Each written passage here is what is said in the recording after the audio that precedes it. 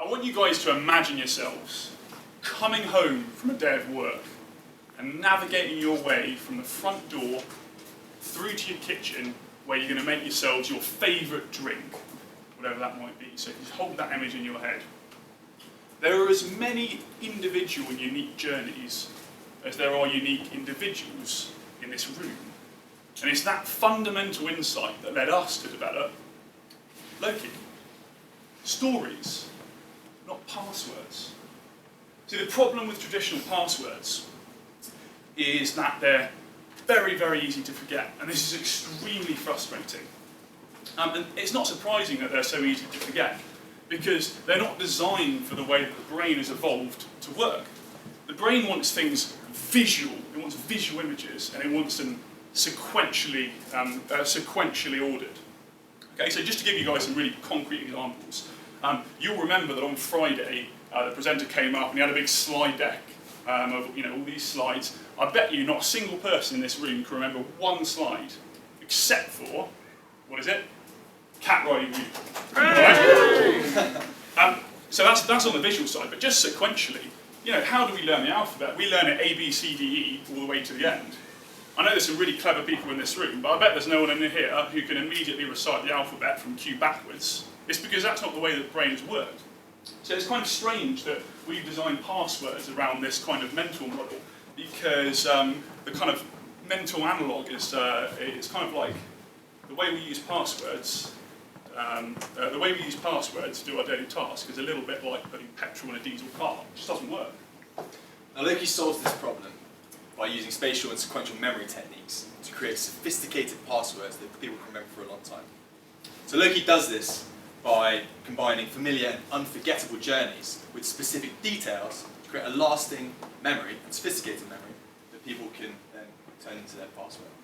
So you can pick a place, fill it with specific details, and let Loki solve your password problems. This is how it works.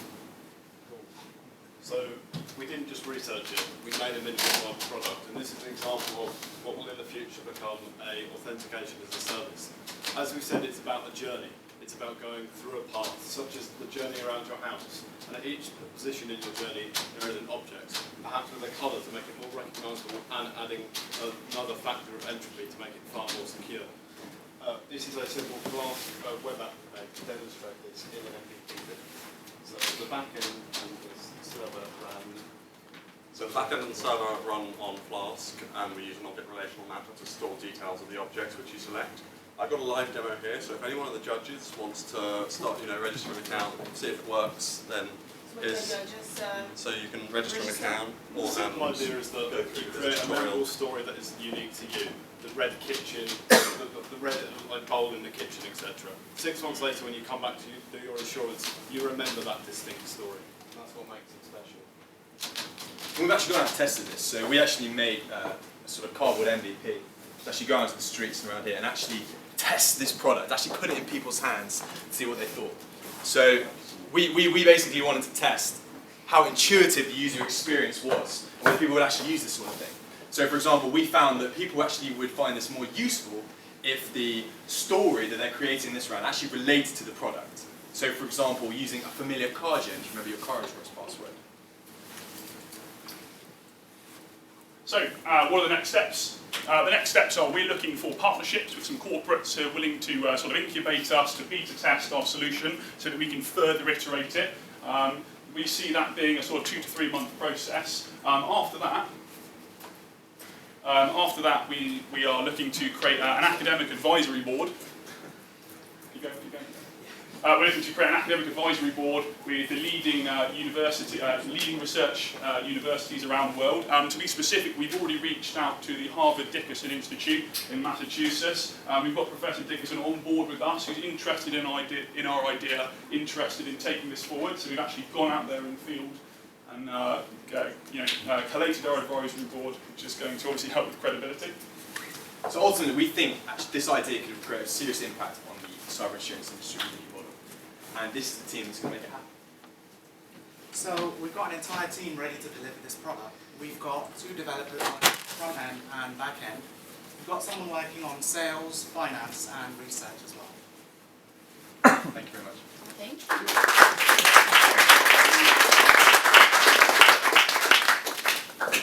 Questions? Question for Pete, how do you get on with the demonstration? Is that something that you think you could use?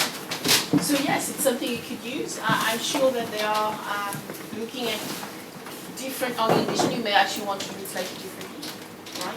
You're using a home, but I'm sure there are different strategies organizations you could use. But there actually is quite intuitive. Actually, if you look at the design of your home, actually I could see that working.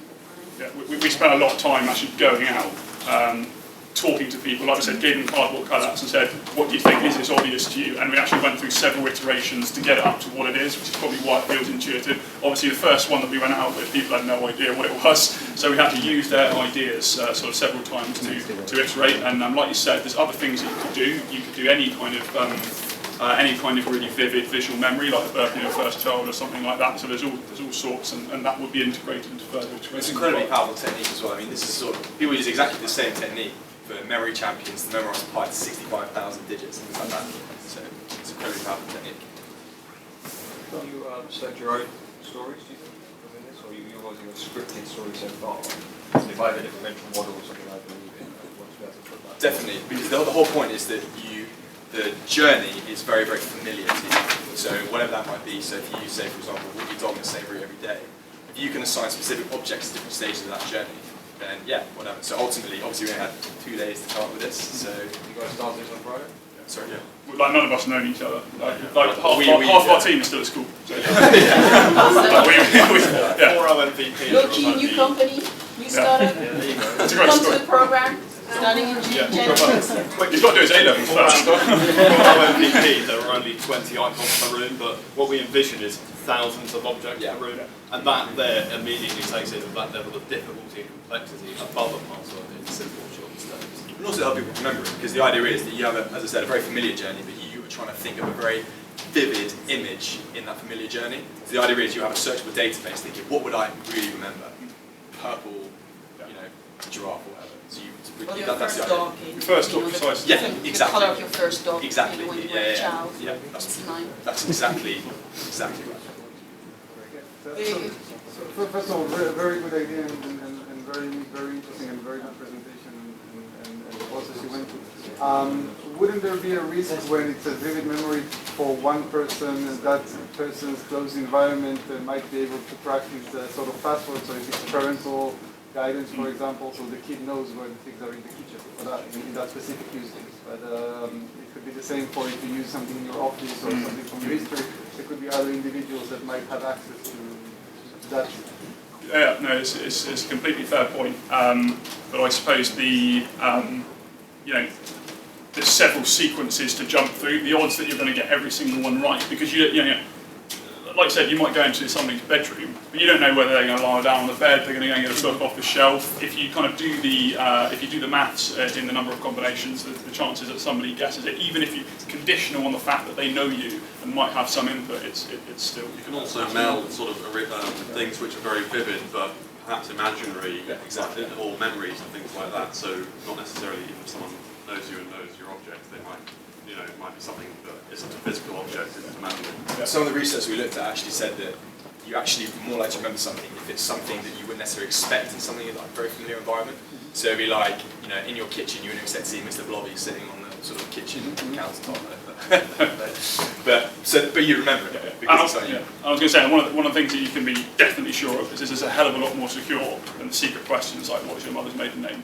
Basically anyone can figure out. But that is a good point, because if you ask the person to imagine some sort of bizarre scenario in his exactly existing environment, so there's an element that everybody could know, but there's an element that only he can imagine. Exactly, and that's why ultimately we'd have thousands of images that you could have literally whatever you wanted. Okay. Well done. Thank you.